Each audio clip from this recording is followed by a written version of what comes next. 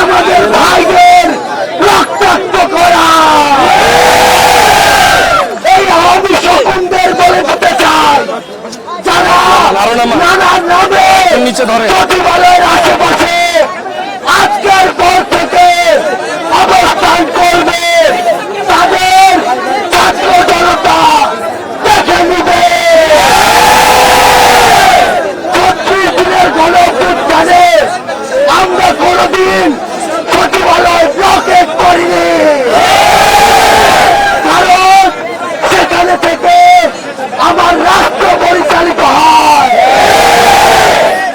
এই গণঅভ্যুত্থানের 20 দিন যেতে না যেতে যারা অধিকারের নামে ভণ্ডামি করে সচিবালয় ব্লকেট করে, তারা ওই শকুনদের দালাল। আমার ভাইদের যারা হামলা করেছে, রক্তাক্ত করেছে, তাদের বিচার না হওয়া পর্যন্ত রাজপথ আমরা ছাড়ছি না।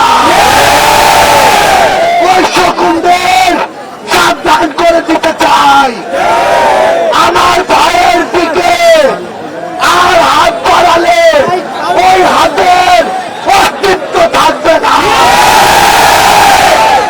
বাংলাদেশের ছাত্র জনতা 5 মিনিটের ঘটনায় রাজপথ দখল করতে পারে। আজকের পর থেকে এই রাষ্ট্র স্থিতিশীল ভাবে চলার ক্ষেত্রে যারা বাধা হয়ে দাঁড়াবে, ছাত্র জনতা ঐক্যবদ্ধ ভাবে সেই বাধা মোকাবেলা করবে। আপনাদের শুধু একটি কথাই বলতে চাই, শকুনেরা এখনো হারিয়ে যায়নি, তাই যে কোনো